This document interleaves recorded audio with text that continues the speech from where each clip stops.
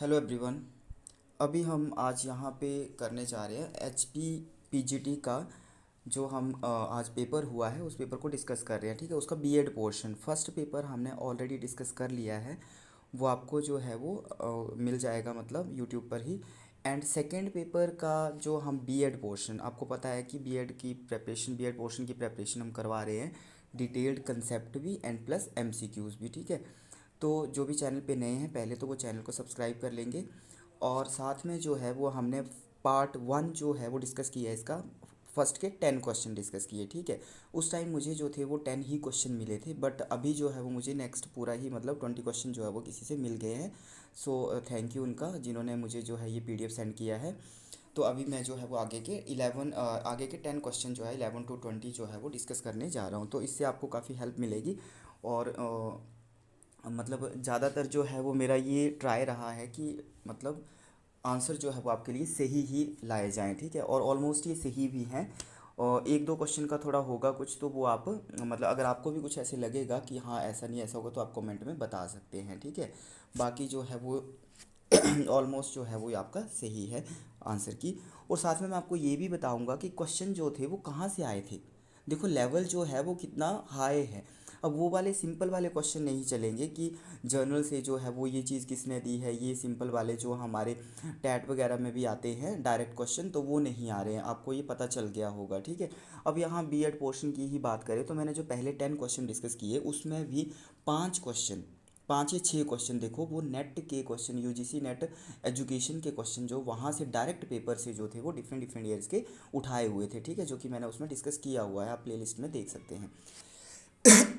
और सेकंड अगर बात करें तो यहाँ पर भी आगे की वो जो 10 क्वेश्चन डिस्कस कर रहा हूँ उसमें भी मैं आपको बताऊँगा कि कितने क्वेश्चन जो है वो कहाँ कहाँ से लिए गए हैं। ठीक है, तो फर्स्ट क्वेश्चन जो है वो डिस्कस करते हैं, मतलब क्वेश्चन नंबर 11, 10 हमने कर लिए थे। ठीक है, सो क्वेश्चन नंबर 11 है आपका, Archimedes found the solution of his problem when he was in his bathtub.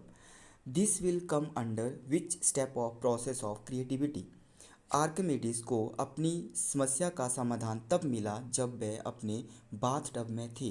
ये सृजनात्मक प्रक्रिया के किस चरण के अंतर्गत आएगा? तो इसका जो करेक्ट आंसर होगा वो होगा इंक्यूबेशन, बी। ठीक है, ऊष्मायन। तो इसका आंसर है आपका बी। नेक्स्ट है आपका question, the Pioneer of functionalism is. तो फंक्शनलिज्म जो है ये हमारे नोट्स में भी दिया गया है। इसके जो है ये किसने दिया है? आपका प्रकारवाद के प्रणेता है, तो ये है आपके William James. Next question, which is the most effective reinforcement schedule according to operant conditioning theory of learning for stable learning? कि क्या बोल रहा है हिंदी में देखते हैं, स्थिर शिक्षण के लिए सीखने के संचालक कंडीशनिंग सिद्धांत के अनुसार सबसे प्रभावी सुदृढ़ीकरण कार्यक्रम कौन सा है? तो इसमें जो है वो 13 का आपका है आंसर, कंटिन्यूअस रीइंफोर्समेंट, निरंतर सुदृढ़ीकरण। Next question,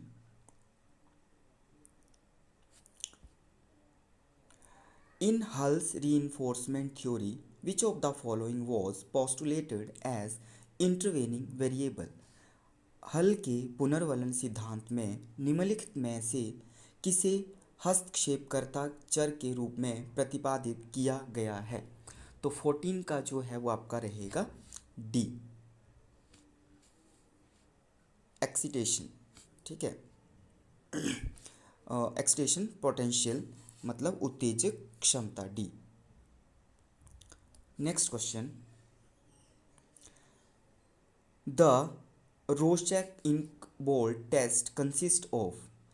रोशा ink blot test में शामिल है, तो इसमें जो है वो आपका सही आंसर है सी, 5 black and white and 5 multi coloured cards. तो इसमें सी।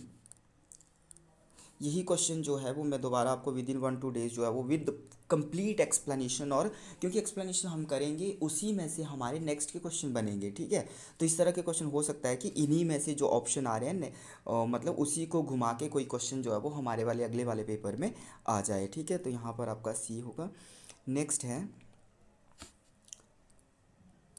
विच of the following is not a defence mechanism. 16 जो है ये आपका निम्न में से कौन सा एक रक्षा तंत्र नहीं है। तो इसमें जो 16 का आएगा वो आपका आएगा एसोसिएशन, ठीक है। रिग्रेशन, कंपनसेशन और सब्लिमेशन है जो नहीं है, एसोसिएशन जो है वो इसमें आपका आंसर गिवन है। नेक्स्ट है 17, the internship programme in teacher education has been provided to help. तो ये जो इंटर्नशिप प्रोग्राम है टीचर एजुकेशन में वो किसकी हेल्प के लिए मतलब प्रोवाइड किया करते हैं। तो शिक्षक शिक्षा में इंटर्नशिप कार्यक्रम सहायता के लिए प्रदान किया जाता है। तो 17 का होगा आपका ये B, the student teacher in the training programme, B. अब इस क्वेश्चन को मैं बताऊं 17 वाला जो है ये आपका आया हुआ है यूजीसी नेट में, ठीक है। यूजीसी नेट एजुकेशन में जो है ये क्वेश्चन आपका आया हुआ है।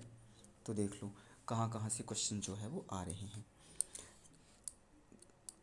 18 है आपका, साथ में जो भी इकोनॉमिक्स के हैं वो भी हमारे साथ प्रेपरेशन के लिए चैनल को जो है वो सब्सक्राइब कर लेंगे, क्योंकि हम वहाँ पर जो है वो यूजीसी नेट के ही क्वेश्चन जो है वो डिस्कस कर रहे हैं। क्योंकि अगर आप हाई लेवल वाली प्रेपरेशन करेंगे दैट मीन्स कि आप जो है वो क्लियर आपका जो है वो पीजीटी और सेट वगैरह जो है वो क्लियर कर लेंगे। नेक्स्ट आपका 18 question, which of the following institutions is directly responsible for the professional growth of school teacher in India. ये तो ईजी था, ठीक है, ये सबको पता होगा। भारत में स्कूली शिक्षकों के व्यावसायिक विकास के लिए निम्नलिखित में से कौन सी संस्था सीधे तौर पर जिम्मेदार है। तो NCERT स्कूलों के लिए, ठीक है। फुल फॉर्म सबको पता होगा, national council of educational research and training. Sarva Shiksha Abhiyan adopted which of the following. Sarva Shiksha Abhiyan ने निम्नलिखित में से किसे अपनाया। तो इसका जो है वो 19 की अगर बात करें तो इसका आएगा आपका बी, जीरो रिजेक्शन पॉलिसी, 19 का बी। और ये क्वेश्चन भी आपका यूजीसी नेट में आया हुआ है, ठीक है। तो देख लो कितने क्वेश्चन जो है वो इस तरह से आए हैं। इसमें ना थोड़ा सा एक क्वेश्चन में आपको 16 वाला जो है ना यहाँ पर आपका जो है वो क्वेश्चन का आंसर जो एसोसिएशन है, बट फ्राइड के अकॉर्डिंग जो है वो आपका मतलब थोड़ा सा हो सकता है कि की में जो है वो कुछ और हो, बट वैसे तो एसोसिएशन आ रहा है, ठीक है। फ्राइड के अनुसार प्रोजेक्शन भी है बट प्रोजेक्शन यहाँ पर है नहीं। तो आपका ये मतलब अभी जो बताया मैंने तो ये है की में हो सकता है, ठीक है। बाकी किसी को कुछ और लगेगा तो वो कमेंट में बता सकते हैं। 19 हमने डिस्कस कर लिया। नेक्स्ट है 20th, which of the following have been defined as performance indicator for assessment and accreditation of institutions by NAAC। तो इसका जो है वो आपका आएगा curricular aspect, research innovation and extension,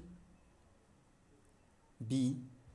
सी भी आएगा government leadership and management, C. And election of student union member, D नहीं आएगा आपका, और ई आएगा, ठीक है। तो ABCE देखते हैं यहाँ कहाँ है। AB इसमें तो है नहीं, BC भी नहीं है इसमें, CD ये भी नहीं है, ABC ए भी आना चाहिए। तो यहाँ ए है नहीं, तो यहाँ इसके अकॉर्डिंग जो आंसर होगा वो आपका C होगा। वैसे जनरली जो है वो आपका AB और C और E है, ठीक है। अब ये मैं से क्यों बोल रहा हूँ, यूजीसी नेट में ये क्वेश्चन जो है वो आया हुआ है। यूजीसी नेट, ये आपका यूजीसी नेट नवंबर 2020 में ये क्वेश्चन आया हुआ है एजुकेशन में, ठीक है। तो ये वहाँ से डायरेक्ट क्वेश्चन जो है वो उठाया हुआ है। तो देखो 5 से 6 क्वेश्चन मैंने उसमें बताए थे आपके फर्स्ट में, 10 में से 6 क्वेश्चन देखो तो वो नेट से लिए गए थे। और यहाँ 10 में से जो है वो कितने बताए, 3, एक और कहीं और से था, मतलब किसी पेपर से ही था। तो 6 + 9 मतलब कि 20 में से 9 to 10 क्वेश्चन जो है वो आपके नेट से ही इन्होंने उठाए।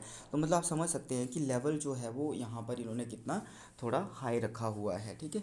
बाकी जिसको भी कंसेप्ट नोट्स एंड विद मतलब आपका MCQs चाहिए होंगे नोट्स तो PDF तो वो कांटेक्ट कर सकते हैं, ठीक है।